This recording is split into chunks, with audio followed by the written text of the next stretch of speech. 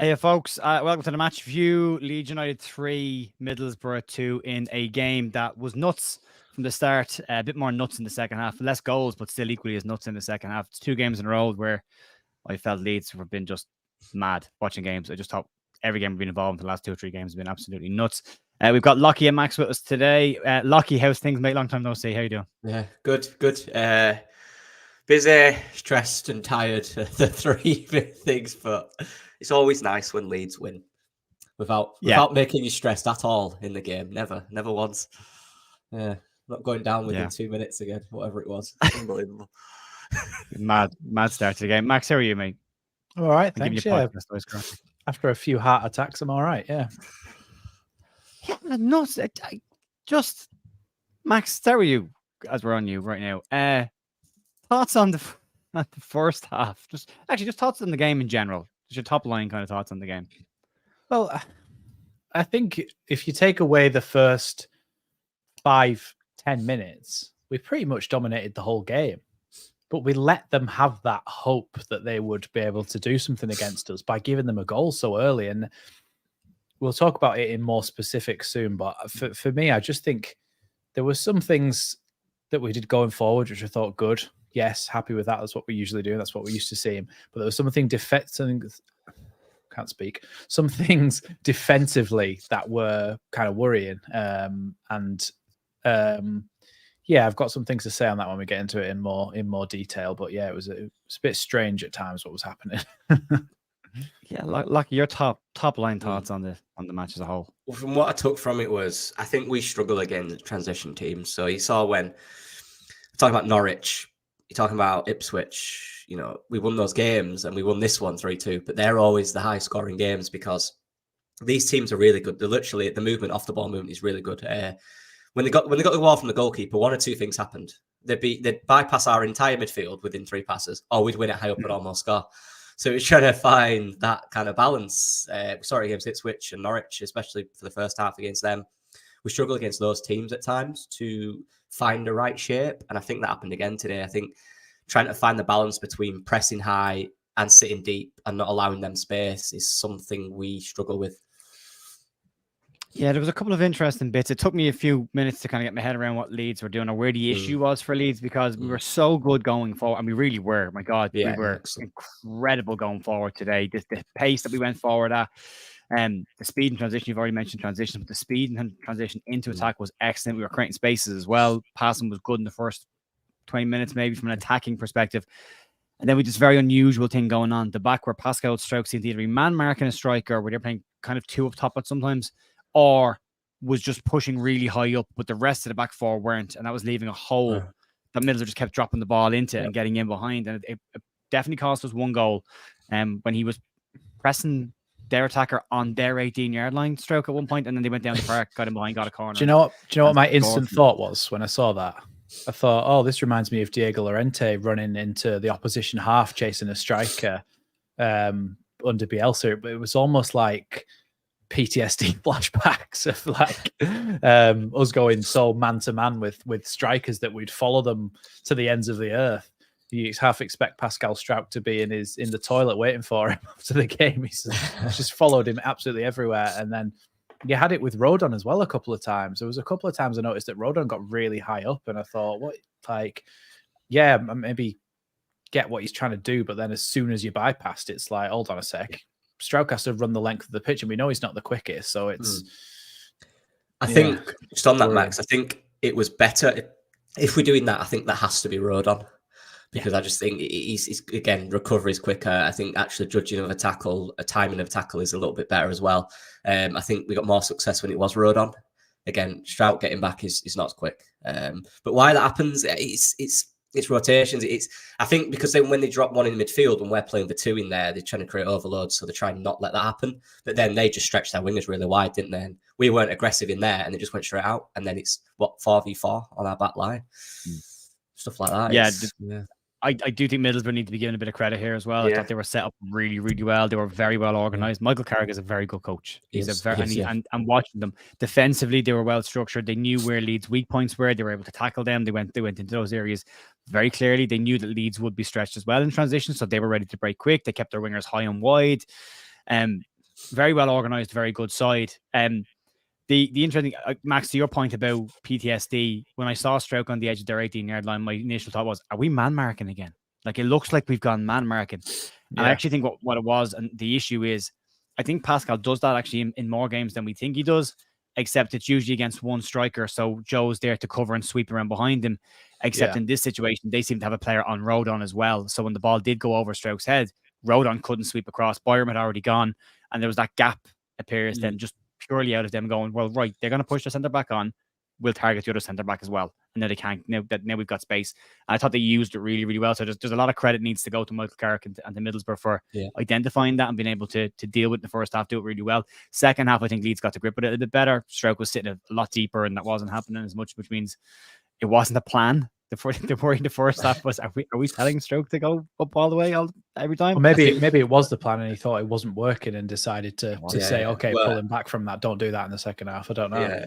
Perot was a lot deeper as well, out of possession. So they weren't in that space really in there as well. So that kind of helps. So that leads us on nicely to what Joe was saying before about how the kind of the players who are supposed to be playing like this next to each other have started to go like this. And what I've noticed a lot of times is, say that's Peru. It's actually like Ampadu sits in there and Kamara and Peru almost play as two number 10s next to each other, with Kamara going higher than he usually is and Peru coming deeper than he usually is. And they actually kind of set up next to each other. And I actually thought that that's exactly what we did against Swansea and was a big reason why in the first half we got overrun in the midfield, because really we needed Kamara to drop a little bit deeper to give Ampadu that help in there, because once they'd gone past Kamara and Peru, it's like Ampadu's on his own then, and even if there's two midfielders and only one of Ampadu, it's still outnumbered and is still able to play around him. Whereas if you've got more, then they need at least three people in their midfield to try and play around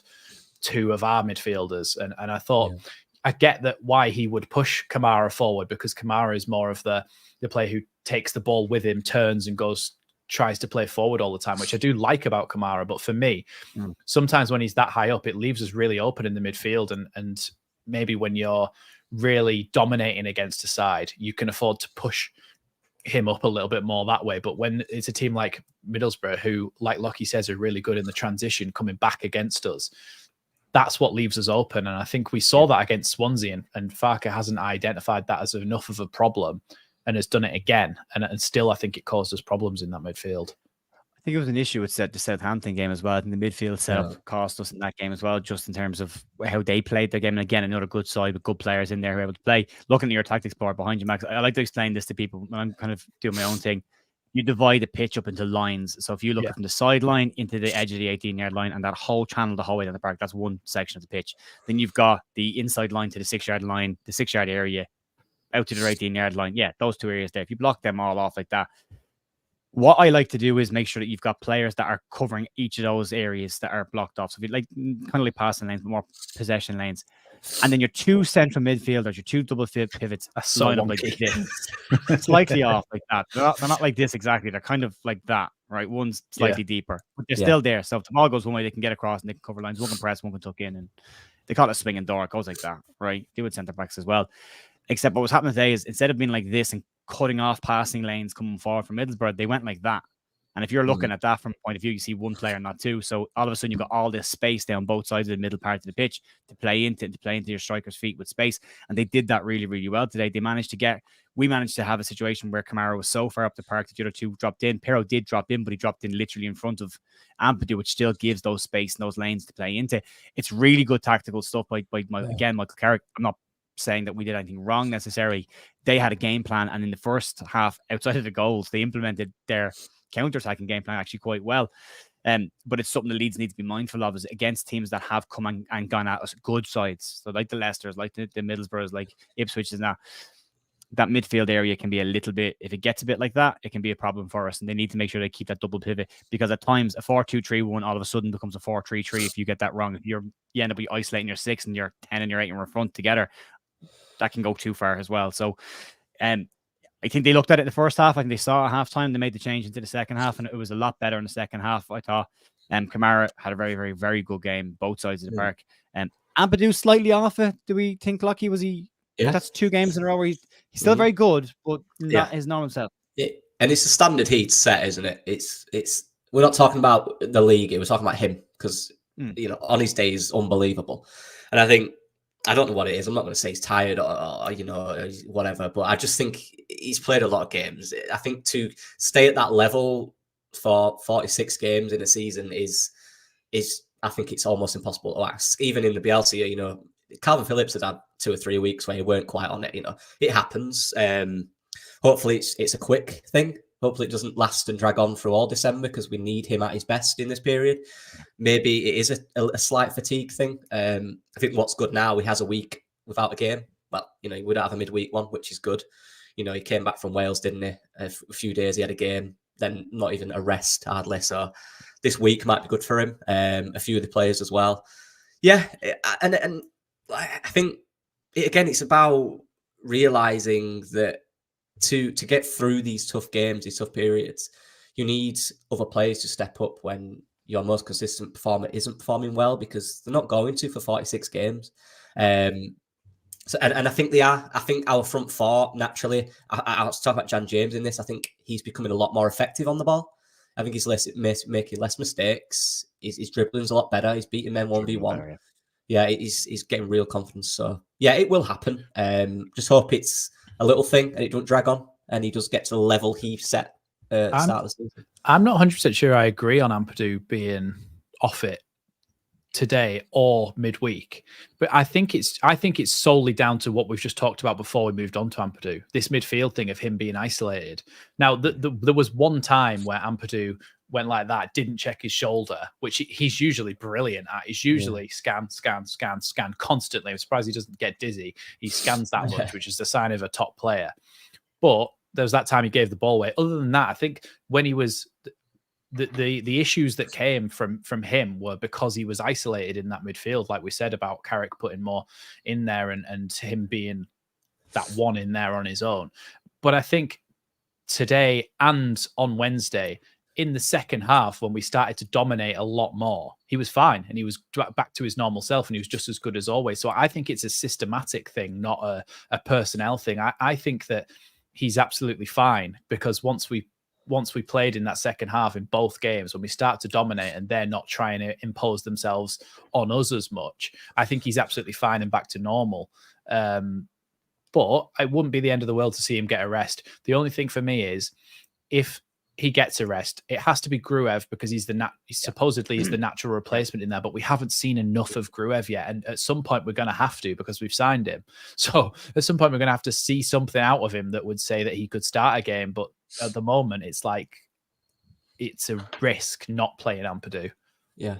My only thing with that, Max, is, and I agree, like, let's be real, like, his passing forward was still excellent. He's still doing it. He's really good. But it's just, when he was 1v1 with Crooks at times, I do think he lost that battle. I think he got turned too easy once or twice. And it's little margins. It's not, you know, it's the type of thing Ampadu start season like a few weeks ago. He'd smash into him and he'd win that ball, he'd drive forward. I think he's missing that little bit. But in terms, we're not saying he's playing bad, are we? We're saying the elite level which he's set compared to his own level, yeah, it's almost impossible to keep for every game. And I do think I do agree with the system, though. I think, why is he being isolated at times? I know that's not helping him clearly, and we have to figure that out, of course. But then, whilst you say that he goes one-on-one, and yes, maybe usually he wins that, but do you not think that if he had somebody next to him, you can push somebody on, can't you? Like, if Crooks is trying to run at him, if he sorts his body position out like this, Crooks has to go the other way, and then Kamara's waiting for him, and then Crooks is like, oh, better think twice about that, I'll turn around and go back. But because Ampadu's on his own, he can't always make that tackle. So a lot of the time he's probably used to being like, right, I'll push him onto Kamara, I'll push him onto Gray or whatever, and then Gray can make the tackle or whatever, or we can shield him to force him to think twice and go backwards. But if he's got nobody next to him, he can't do that. And he has to go and make a tackle. And then if he does get skinned, there's nobody else around him, so it looks even worse. I don't know. But like you say, he may have been off it slightly, but it's compared to his normal self, not compared to... He's still unreal, regardless. Any other bum in the Championship. Yeah, as I'm saying, I don't think it's necessarily anybody playing badly. I think Middlesbrough were very well set up. I think they were very well organised. So sometimes, I mean, you look at the goal that they score from the corner.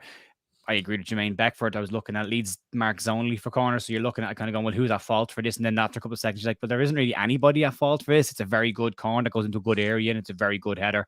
Leeds players are in the zones they're supposed to be and they just don't deal with the ball. But it's a very good set piece and a very good goal. Sometimes it's not our fault that things happen. Sometimes it's just the opposition have done good things. Like when we score goals, we don't talk about the opposition's bad defending. We talk about how great we were in attack. So I think there was a lot more of that in this game. I think that they were effective in the areas that they needed to be when they had the ball going forward as well. I thought we should have been out of sight. I think in the first half, I think we again had chances. Rutter's been mentioned about his finishing not being great, but again, we've said this. He does everything else in the game really, really well. He gets assists. He creates chances galore. He's not a finisher. He's like he can't get any power behind his shots for me. They're all very flat, aren't they? Yeah, they tend to be ones that the goalkeeper can just do that, the cricket stance and just roll and pick up like that. And it's like, well, surely they should be hitting them harder than that. But then that's actually symptomatic of a lot of our players. Even Piru was obviously who can really whack a ball, was just sort of rolling them into the keeper's gloves a lot of the time. And it's like, why is nobody getting any power behind the shots? And then when Rutter did try to get some power behind his shots, it nearly went over the stadium. Yeah, it was anger, wasn't it? Just at that point, you're going, I'll play everything behind this one and see what happens, and up and up it goes. Rutter's definitely, Jorginho's definitely a luxury player, isn't he? He's going to annoy you at times. He always will, wherever he is, whatever club he's at. He's that type of player. He tries things that just don't work, but sometimes because he's that good, they will, and then he looks unreal. Sometimes it looks ridiculous. He's a creative player. Yeah. It's like Samu Saiz would try run through 10 people. Sometimes he'd do it, sometimes he wouldn't, and you're thinking, what are you doing? But yeah, it is what it is with him. And he's all right. He just needs to work on that timing and being calm in those moments, I think.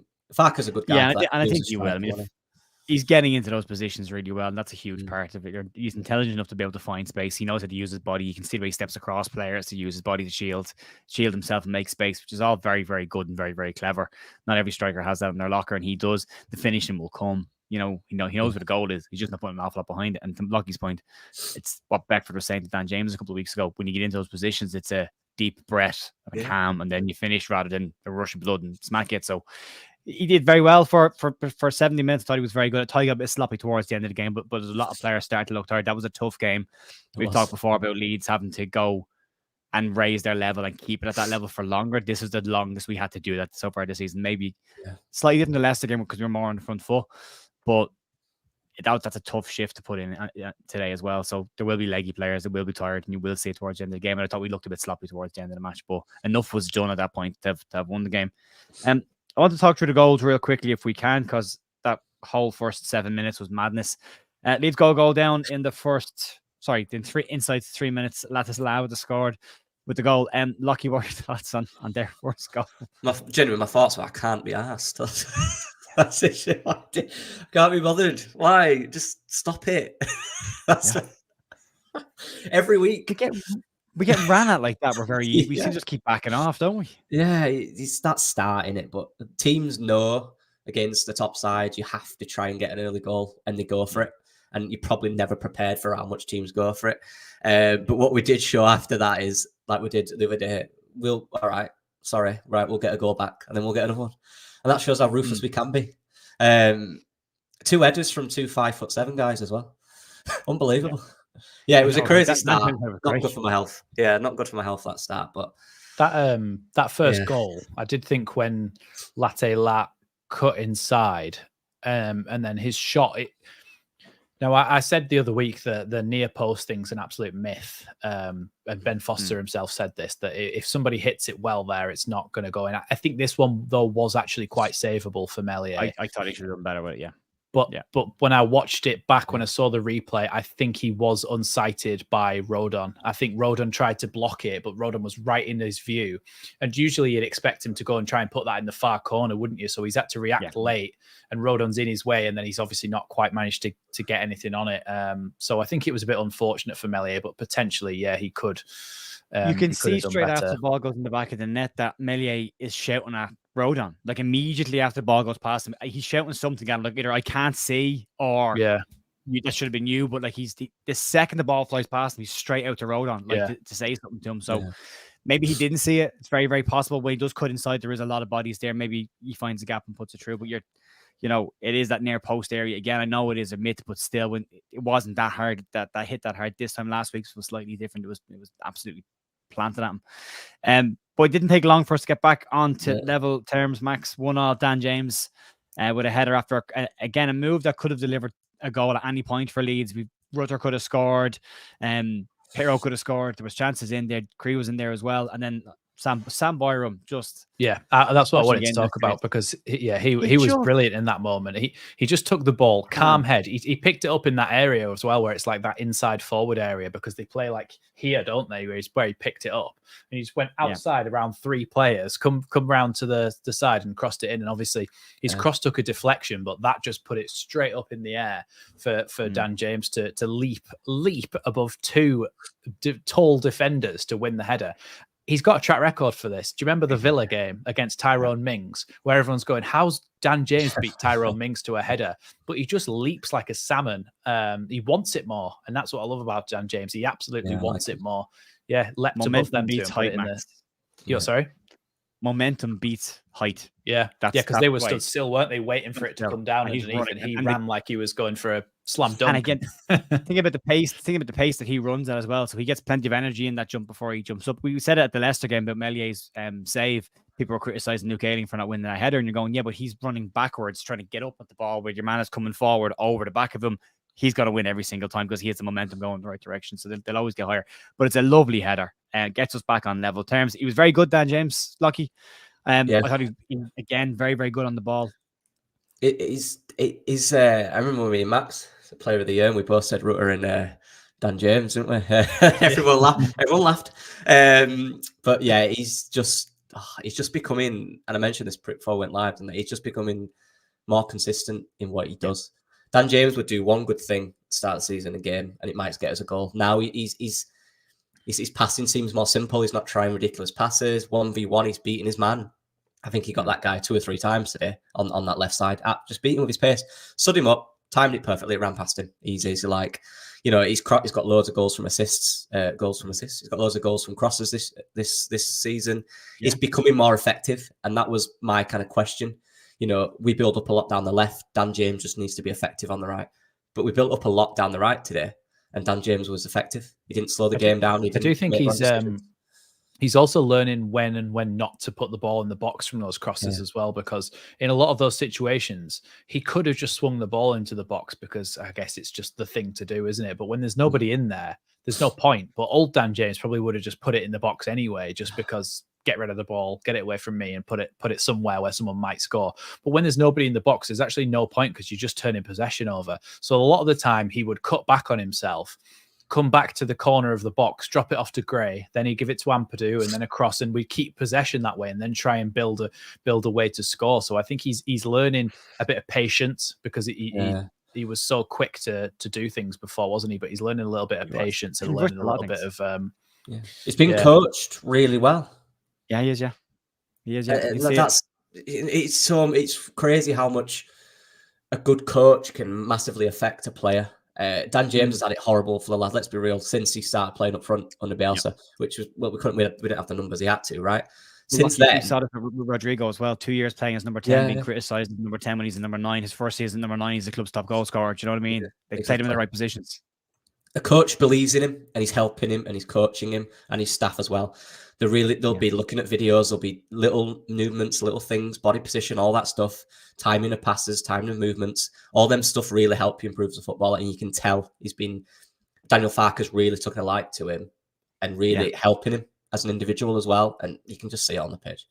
He's always going to have that little bit of frustration just because of who he is. He's never going to change that, and that's part of him. That's who he is. But there's a thing about this, and we talked about, well, you know, Dan James misses lots of chances. I've let this comment up on the screen just for a minute. Just want to kind of talk about this. Dan James creates a lot of chances that he misses. And then you go, yeah, but when the other players are in there instead of him, they don't create those chances and miss them because he creates a lot just because of his pace, because of his positioning, because of where he goes. Him being there creates chances. We saw it during the week when he tries to put a ball into the box, makes a mess of it, and then 2 seconds later, he's won the ball back on the edge of the box and he has a shot. Both of them come because Dan James is Dan James. Another player doesn't create those chances, doesn't get those chances. So yeah, he misses a few. I'm starting Nanto over James. Dan James has got 6 goals and 4 assists in 14 starts this season. That's you effective. Cannot argue with that. Cannot drop a player who's, 10 goal involvements in 4 games. You cannot drop a player in that. Willy Gnonto has yet to show anything outside of a half decent performance midweek when he came on. When he's come on in games, he hasn't been doing enough. So on form alone, there's no reason to drop Dan James unless it's a legacy opinion that you have that it's, well, Dan James was crap last year. Willy Gnonto was great. Willy Gnonto should start. If you look at it in the course of this season, all the numbers back up his assists, his goal contributions, and getting involved, creating big chances that have been missed as well that I'm not including that list. Dan James, and the word that we have all used all year round and continue to use with Dan James is Dan James has been incredibly effective this season. He's chipping in where he needs to chip in. His game is clearly getting better. Whether he's the finished article going to Premier League next season or not is irrelevant because we're in the Championship right now and he's doing exactly what he needs to do in this division for this team. His energy, his pressing, his work rate in the final third is all excellent for me. And I just, right now, I wouldn't be taking him out of the team. Now, what I would say is when we go off to Blackburn or when we go against teams that play with a low block and will sit in it behind us, then maybe you take Dan James out and start Willy Gnonto. That's tactical then because the space isn't there for Dan James to operate in behind or get those runs. So that's the game where you just go, horses for courses, not for you. Take you out, put Jaden Anthony or Willy Gnonto in. Then I agree. But I think as a straight out judgment, and any team that's going to come at us, so any of the top 6 sides that are going to come out and play against us, they're not. For me, there's going to be loads of space in those games. You play Dan James every single time because he will capitalize on that space. So, I just wanted to talk about that a little bit. I thought he'd been very, very good after having a very tough couple of years at Leeds. And again, a player who clearly wants to be here and has fought to stay at Leeds. Like last season, he wasn't happy that he moved away. He bought a house in Leeds. He was planning on staying in Leeds. So a player that wants to be there, which is, again, considering the season we've had, is brilliant to have. The next thing I want to talk about, Lockie more so than anybody else. Lockie, let's talk about Archie Gray. Someone has criticized him in chat, saying, why is he playing right back? I don't get that comment. I thought he was excellent today. Again, excellent at right back. Outside of a handful of games, I think he's been very, very consistent at right back. I think he's had 2 off games, but who doesn't have an off game? He was excellent today. I think, for their goal, maybe let him inside too easy, right? I think after that, again, fine. It's so strange because I mentioned this on Joe's at halftime when I was talking. What I'm looking for a young player, what separates a young player from the level of every other young player? There's loads of talented young players in the Championship, but what's the difference? Why did Jude Bellingham go to Real Madrid, right? It's consistency and it's maturity. There's loads of young talent. There's probably young players that can do better things than Archie Gray, right? But can they do it consistently? Can they do it with maturity? Can they make the right decisions more often than not? Archie Gray constantly makes the right decision. He's calm. Nothing phases him. Defensively, he's really good. He's adapting in a position where, look, he played there a little bit for England, but he's not been coached as a right back until this season. And you wouldn't think that. You think he's a right back coming through the system, but he wasn't. He's a central midfielder.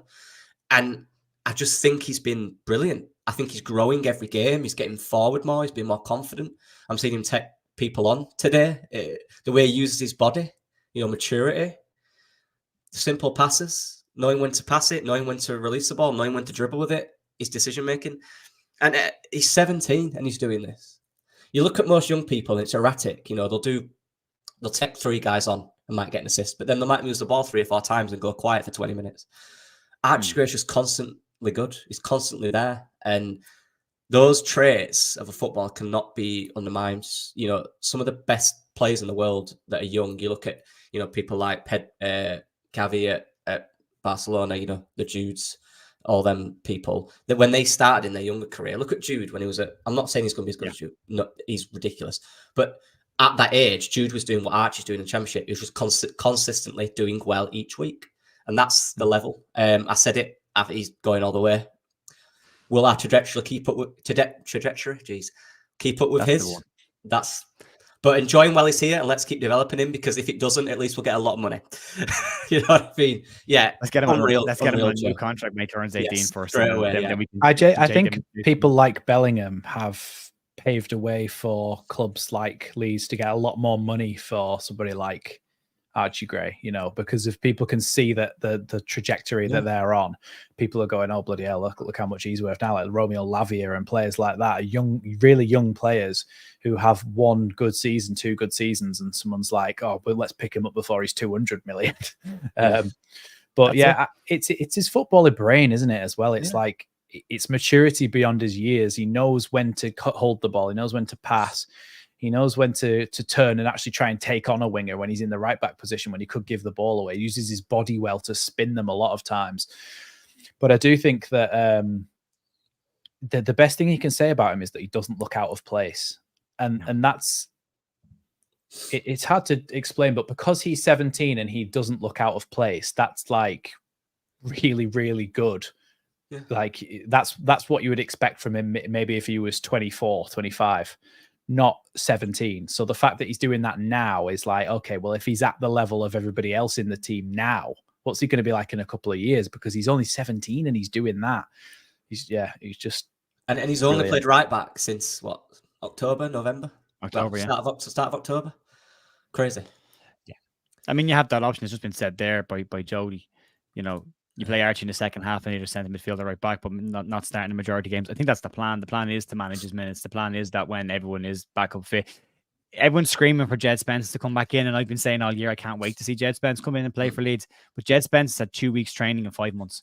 So, you know, you got to be. That's what I keep saying to people. People are hankering for Jed Spence to come back in. And I say, I'd rather him be 100% fit before he comes in than us just throw him in and a chance of injuring him again. Like Archie Gray is good.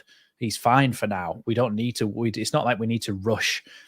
We don't need to rush him back. Like we can give him his time because Archie Gray has been so good in there. Yeah. There should be no rush on this. I mean, again, the worry is if you bring a player back too soon, he'll get another niggle and he's out again for a longer period of time. Leeds have a lot of games coming up. I think we will see plenty of Jed Spence, and I'm sure he will get that number 2 or right back spot locked down, and that's him for the rest of the year. But I wouldn't be rushing him on in games where there's no need to bring him into the game. I mean, if you can avoid playing a player who's recovering, avoid playing him. It's great that he's there as an option if we need it, but if we don't need it, you know, buy this time, and I think he'd be fine. There's plenty of time. And I'm just off the topic of the goals. I was just going to say quickly competition is brilliant. You want competition. You don't want Jed Spence in a position where he knows, regardless of how well he's playing, that he's going to play every week. You want someone there who's saying, look, if you're not the Jed Spence we know you are, I'll be in there. Yeah. And that's great. And that's competition. You need that if you're gonna go. That's vital. We will discuss in a minute, but we will. I'll save this. We'll come back to it. Yeah, I agree with you, Lucky. On the goals, because we went off topic. On the goals, Chris Somerville scored again. Another lovely goal. It's quite lovely good, move.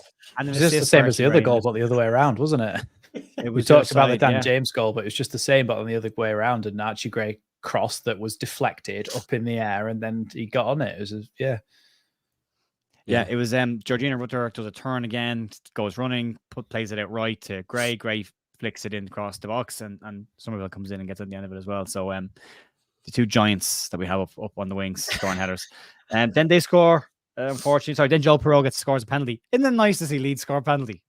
I was just so happy to see the ball go in the back of the net and go, that looked easy. Why has that looked so hard for so long? Wild at it, honestly, yeah.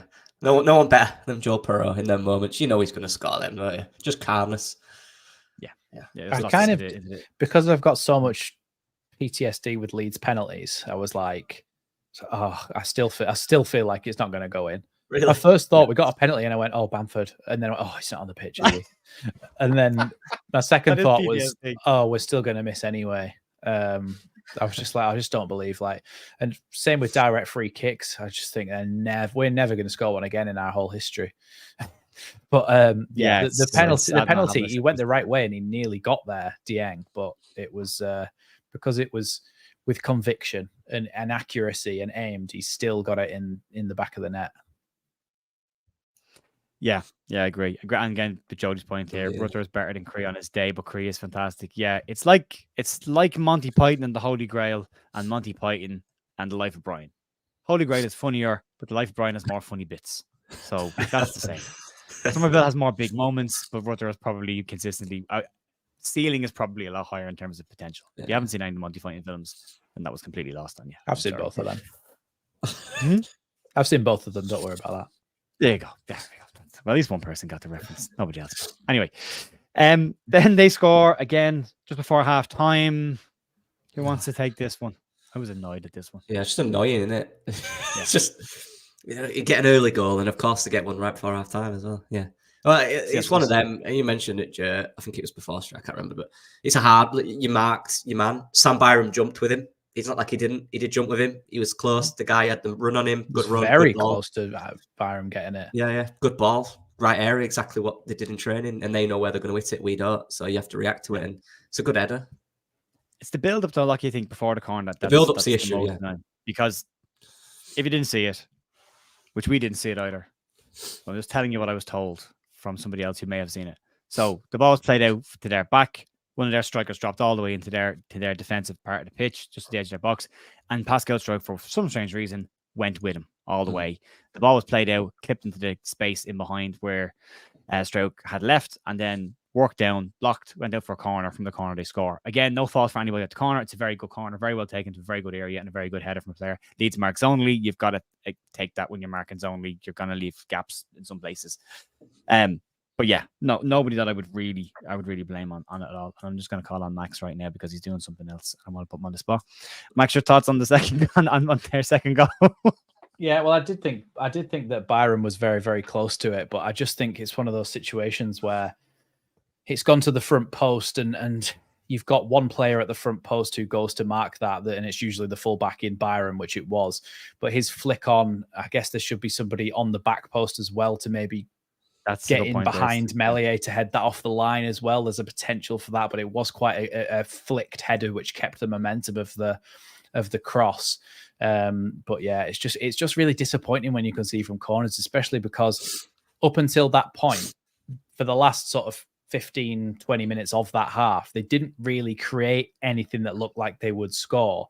And then we gave them that opportunity by, like you say, Pascal was pulled out, and we gave them that opportunity by giving them a chance to counterattack, and they got the corner. It's like they didn't even have to work for it. And that's what annoys me, when it's like, oh, it's not like they've been dominating us and they've been playing it around, opening up gaps and then going through and they've scored. It's like, oh, they've just had this one chance and then they've gone and scored, and it's just like, oh, you go into halftime 3-1 up, you're buzzing, and you can sort of settle in for the second half and maybe try and get another one in your own time. But when it goes 3-2, it's like, oh god, it's only one goal now, and that's when the sort of anxiety starts to creep in. So I was just really disappointed to concede right at halftime. Yeah, we could have made it more. But then at the same time, Boro could have scored as well in the second half. We gave them some chances as well. For whatever mistake Meslier makes for the goal, or if you want to blame him or not blame him for the first goal. If you then look later on in the game, he makes some very, very good saves again. A good one-on-one save as well later in the game. With his nudges. With his nudges, yeah. But that's what he's there for, and that's what they're there for, to stop the ball going through his legs. So there you go. Well done, Meslier. Yeah, it was good. But then there's a big show for handball in 76 minutes, and then I wrote my notes. Jorginho's decision making has just gone to pot in the last 10 minutes. Chances, and then the 87th minute, we have a chance, a corner, Pat Bamford header, which I thought was gone in the back of the net. I was kind of thinking, yeah, new look, new Paddy Bamford, new me, goal from the corner. He doesn't notice where he headed it, a bit of blonde came off and it was brown underneath. Glanced off his silver locks, hit the keeper, comes out and then bounces off Joe Pirro and goes straight back into the keeper's hand. So it could have been 4. I did think we'd need a 4th, but luckily in the end we managed the game out and we didn't. I'm pretty comfortable then, I suppose, towards the last 10-15 minutes just in terms of possession. We did lose it once or twice. We got sloppy, but I think we were they got that red card as well, didn't they? That's why. They got the red card, which I think helped us a little bit, but I think if they stayed at 11, that game would have had probably 2 more goals, and I think Leeds would have still pressed for another goal. I think they would have pressed for another goal as well. I think it would have opened up again. But it still worried me slightly though, because if a team goes a player down psychologically, you can get a bit complacent and think they've only got 10 men, and that's when you get counterattacks and they score. You see a lot of teams with 10 men scoring a goal. It's because the other team are thinking that they've only got 10 men, and then they counterattack and score, and you go, oh, it is only one less than what we've got. We played. So I played in the cup a few weeks ago. Well, I didn't play. I was analyst, obviously, but I don't play anymore. I haven't got the legs for that. But we played against York in the cup, and we were 2-0 up, cruising. And then they went down to 10 men. We scored our penalty, 2-0 up. They scored within 30 seconds of a restart, and they scored in the 87th minute. For whatever reason, when you go down to 10 men, it's completely different. It's a completely different mentality. You're not used to it. Suddenly they're putting more players forward. They've been more direct. And you go, we're not used to this. It's horrible. I hate it. I hate 10 men. Yeah. Horrible. Yeah. Did Bielsa used to do it deliberately in every training session? They used to have a couple of sessions a week where they play against less men, or they play with less men against teams where 11, because there was a likelihood it happen. So why not train for it? Yeah. Do you know what I thought, by the way? That was there not a potential for Clark, who came on as a substitute for McNair, when he literally brought down Jorginho by grabbing his legs and pulling him down? Is that not a potential for a red card? Because Jorginho was, I know he still got through and missed his chance, but the fact that he got the shot away shows that there was no one that was covering. So technically speaking, then that's what I was thinking, because there was people adjacent, but there was nobody there in time. Like the one where Somerville got pulled down on the left-hand side by Deeksteel for his first yellow card.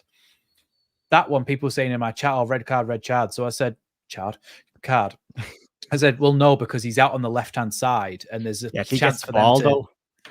Yeah, but then there's a chance that a lot of those players are able to get back in there. But if it was central, I'd go, okay, yeah. But even then, there's a big gap between him and the goal. So you're thinking, well, maybe, they can get back in that time.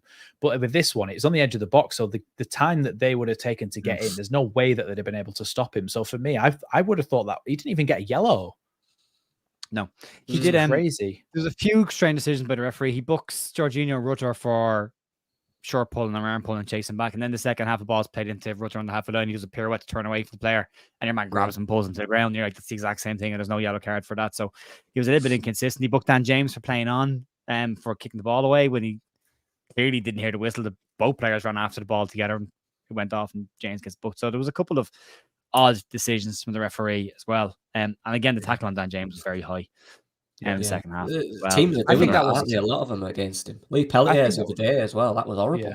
Pellier should have been a red card. I think this one was out of frustration. I think this one was I'm annoyed. We can't get out of our own half. And it looked like it was an actual, it was like people saying, it wasn't studs up or whatever, but it was the top of the foot just like kicked him in the shins. Like, he just had a smack at his shins. Yeah, he's just had a proper swing at him. Yeah, but So that goes into the category of malicious intent, because he's trying to kick him because he's annoyed. So then that's a red card. Malicious. I know he got a yellow, but with malicious intent, that's a red card at that height, trying to kick someone. So they should have had 3 red cards. Yeah, I mean, if you walk up to somebody like that in the street in front of a cop and you crack him across the shins with your legs, you're probably going to get arrested, for assault. You can't just kick people. Too quick. I'd do it. It's too quick. Oh, absolutely. Every day of the week I'll be kicking him. Yeah, but I mean, he's been Nanto at the start of the season was clearly being targeted by teams with 2 players to kick him, and they kicked lumps out of Nanto the first couple of games of the season. Now it seems to be Cree and Dan James that are being targeted by club. Cree took a kicking again today as well, but again, just keeps bouncing up and running off at the ball again. So I love it. Before we wrap up, or do I have anything else to say? Was I going to say something else there? Furbo. Yeah, I do. I've got 2 things to say. Let's talk about Junior Furbo's hamstrings. Missing again, will be out for 3 weeks, but that probably means out for 4 weeks by the time he gets some bench time back in. So that's December gone. Yeah, so that's December gone, right? Yeah. I said in my news the other day, I just think he did go and buy a left back and just be done with this. Just be done with it. Lockie, what do you think? It's almost to the point where, look, whatever people's opinions on his ability or what he can be, he's not fit to play. So it's irrelevant. Yeah, it's like. And now we're looking at we've got 7 games in December, including today, so 6 more, I believe. So you've got midweek games, and Sam Byram, as we know, struggles to play 2 a week. So that's an issue for us. And when you've got the backup who isn't fit, you're not a backup, really, are you? We need to get one. We do. We definitely do. Was Shackleton on the bench today? Yes. Yeah, Ayling wasn't brought back onto the bench. He was expected to come back onto the bench, but he didn't. They brought Shackleton onto the bench instead. So I think that's because Shackleton can play left back as well and cover that position. So they've got, right back and left back covered by having Shacks. So it has to be Shacks if there's a replacement for Although in fairness, Shackleton has done well at left back when he's actually there. He has. You want an out and out backup left back, don't you? Really? But even though Sam Byram's been fantastic since he's come in, he's still a right-footed left back. We still haven't signed a left-footed left back who can actually play left back in all this time. Byram's been really good, but he's right-footed, so it's not really his natural thing to do. I know he's played there a lot of his career now, but it still is a bit strange, isn't it, that we still haven't signed a left-footed left back? Yeah, it's got to be an urgent thing, I think, in January. Because I'm just worried about Sam Byram's fitness through December as well. Yeah. Because he's been so good, and I would prefer to start Sam Byram in the games that will matter between now and the end of the season. So when we play Ipswich, at home, when we have Leicester at home, they're the games you want Sam Byram available for, because he's defensively, he's been our best. Hang on a second. Jody, you can't have Jed Spence everywhere. You got to pick one spot, mate. You can play him right back, or you can play him left. I'm going to give you 5 minutes to have a think about it, and you can tell me where you want to play him. But he's not playing in both positions. We've got less players, mate. Come on, have a think about it. Assuming Spence will go in at right back at some point. Yeah. Then you're looking at your left back of maybe Sam Byram. If you don't have a backup for Sam Byram, it's Jamie Shackleton, which is not ideal for that either. So you are going to have to go and buy a left back. I'd like Sam for the bigger games, but the rest of the games where you need to. Fair enough. If Sam is tired, that's fair. But you do need proper backup there. I still think it's the two positions Leeds. I think Leeds will buy a centre back or get a centre back, a left back, and a 10 in January, either buy or loan. But I think they're the 3 areas that they need to focus on bringing extra players in just to have the backup. But the left back has been such a badly needed position for have we had a proper left back since Charlie Taylor left? Gianni's played there, but he was a right winger. Yeah, he was a winger when he came, wasn't he? Yeah, it was a right winger. Leif Davis was the only really one. Leif, he didn't play much for Leeds, did he? So no, we haven't really. Only we had a buyback clause there. Yeah, I know. Yeah. Why don't we just put them in all of our players we sell? Like when we sell young players, just in case they're good, just put one in. This is the point as well. John said this. Can you imagine this defense in the Premier League? And this is where the summer comes in as well. If we do get promoted, we are conceding a lot of goals to teams, right? We are scoring way more, which is why we are where we are, which is good, it's positive. But we are conceding goals regularly. But in the Premier League, that goes correct. All of a sudden, it's going to be harder to score goals than for shipping goals against teams that are 5th and 6th, or even against Plymouth and Stoke, who are further down the table. You worry about that against better players. So, as much as we want to make Joe Roden permanent, and Pascal Strokes had a very good season, you probably still need better in the Premier League. We need to buy an international, a top international centre back. Yeah, is the Premier League levels? No, like I don't know who, but I might do that for January. But we do. You have to, like, as good as we are. Put him up top, mate. Honestly, anywhere. Give me a shirt. Yeah, as good as we are. As good as we are, when we go up, I'm still saying we need 8 or 9 new players at top level, because the Premier League's just a joke, in it. Let's be honest. Yeah, there is. You can spend 300 million in the Premier League and still be terrible. So yeah, it's Danny is saying get Ian Matson on loan. I think it's a very good shout. Would Chelsea let us have him? Is he playing much for Chelsea this year? He was supposed to be. He was at the start. He's been getting nothing really recently. Yeah, not recently. But I think I'd love that. Don't get me wrong, he's brilliant, but I have a feeling he'd be more of a lower end Premier League team potentially. Yeah, because he's had that loan now, hasn't he, to a promotion side. But then so did Jet Spence. So Gents, yeah. We don't know. They're not playing. They're just the wages. I mean, you can get them off the wage bill as well. Do a 60-40 split with the club and take some of the wages off your books. Not that Chelsea need to do that, because they spent £1 billion already. And finally, just to wrap up, to finish off, not another Leeds podcast in the house, and they're saying, what are our thoughts on the real Slim Tory, Patrick Bamford's new haircut? In a week that the Square Ball talk about David Brutton's new haircut, we're going to talk about Paddy Bamford's new haircut. What do you think? The Silver Fox? What I'll say is, I can't say nothing about anyone's haircut. When we got promoted to Premier League, I dyed my hair that colour, and my hair was longer than this. So you do you, Patrick. I can't say anything. Yeah, I did. I really did. Yeah. Imagine if you just slated him and then someone just came back. This you? The picture of you doing. I can't say anything. Oh, it looked all right. Just looks like Eminem. I like Eminem. So yeah. I think he's trying to. I think it might be a psychological thing for him, trying to reinvent himself a little bit, and I thought that. Yeah. And try and start a new little, or maybe he's just trying to be so that people don't recognize him. When he's on the pitch, people go, "Oh, who's that?" Someone go, "It's Bamford." Oh, can't be. He's got blonde hair. It must be a new signing. and just if he's doing it for a charity reason, we apologise right now. And we applaud you if you are doing it for charity. If you're not doing it for charity, fair enough. I'm all on. Look, footballers are superstitious. He shaved his head tight at the start of the season. That didn't work for him. Maybe, as Max said, he is trying to reinvent himself and give him a new look. As I said, new hair, who dis? go and score a couple of goals. Maybe he is just trying I to thought he was all right though himself. when he came on and I thought he was fine. header. I thought he provided the most threat that we'd had from corners all game, and in most games that we don't provide much threat from corners, do we? And I thought that him actually making that run front post, which is something that he's done a lot of times for Leeds, is make that run front post, flick it back across the face of goal, and then any knockdowns like actually happened, it either goes in or the knockdown goes straight to a striker, and it did, but it just didn't quite it didn't quite go in. But I like the idea was there, looked more effective from corners. Yeah, no, I agree. All right then, we'll leave it there. Lucky, any final words or anything going on your channel this week? Are we getting a video? I'll try, mate. I don't know. Yeah, be patient with me, guys, whoever watches, because uni's killing me off a little bit. So yeah. But once December's done, end of mid-20 December, I'll be on it every other day or every day after that. So yeah, I'll try to get Neil Warnock of the Leeds United YouTube community. Literally, yeah. I turn up end of January. Yeah. Max, how about you, mate? What's going on your channel this week? Or any final thoughts for today? Well, I've got the match reactions just come out, but nobody's watched it because everybody's here. So go and watch that after this. Go watch that next. And then, yeah, I've got another history video on Monday. There's there'll be another dream teams. There'll be another tactics video, and then more actual football content at the weekend. So plenty of stuff on at the moment. But yeah, I think in the game, we got the 3 points. That's what we need to do. And somebody said it before. I can't remember what it was on. It might have been a comment on my video saying, we didn't play amazing, but champions win games like these. That's the thing. Yeah. And again, I don't think we were bad. I just think Middlesbrough are a good side.